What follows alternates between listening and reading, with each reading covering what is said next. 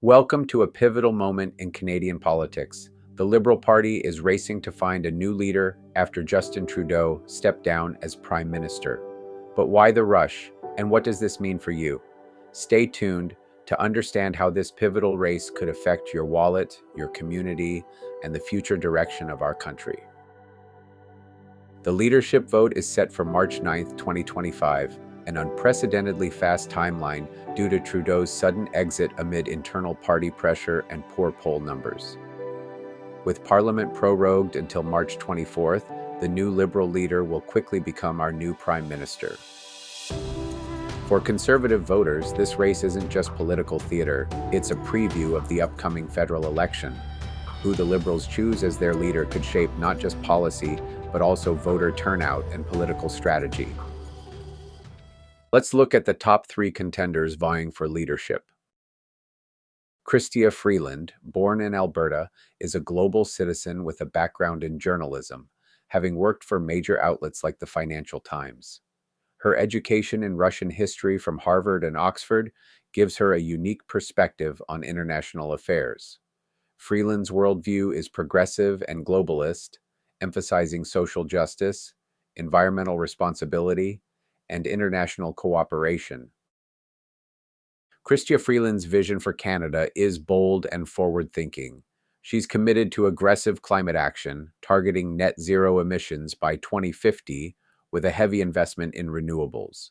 Her plan also emphasizes social equity, enhancing the Canada Child Benefit, and focusing on housing affordability.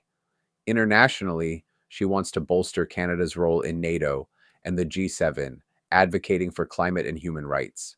Financially, she's all about responsible spending, with a focus on education and infrastructure to manage our national debt. And on the carbon tax, she supports it, but with tweaks to make it more palatable for Canadians, like offering direct rebates.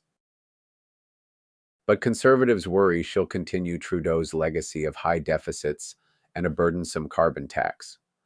They critique her for focusing too much abroad while domestic issues like the economy take a back seat.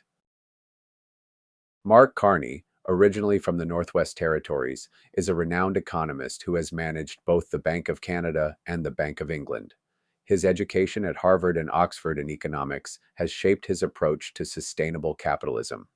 Carney sees the economy through the lens of environmental sustainability, advocating for green finance and market-driven solutions to climate change.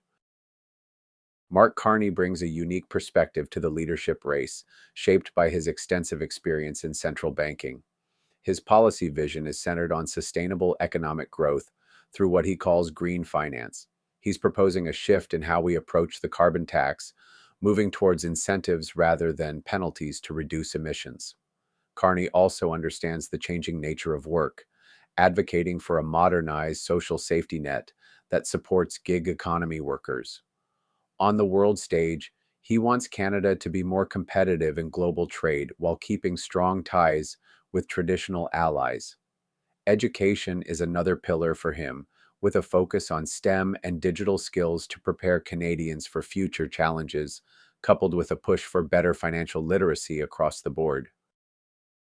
Conservatives worry his globalist views might sideline Canadian interests, and his environmental policies could be seen as another version of the carbon tax, potentially damaging local industries. And finally, we have Karina Gould, a young politician from Ontario, brings a fresh perspective with her background in political science from McMaster University. Since her election as an MP in 2015, she's focused on social issues, youth, and community engagement. Gould's worldview is about inclusivity, empowering the youth, and tackling social divides head-on. Karina Gould represents a fresh, youthful approach to Canadian politics, with a strong emphasis on social issues. Her primary policy focus is on expanding access to affordable childcare nationwide to support families and enhance workforce participation. She's also passionate about reforming our electoral system to boost voter turnout, potentially through innovative methods like online voting.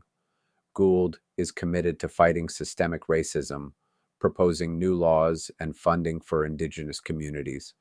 On the housing front, she's looking at government-backed solutions to make homeownership more accessible.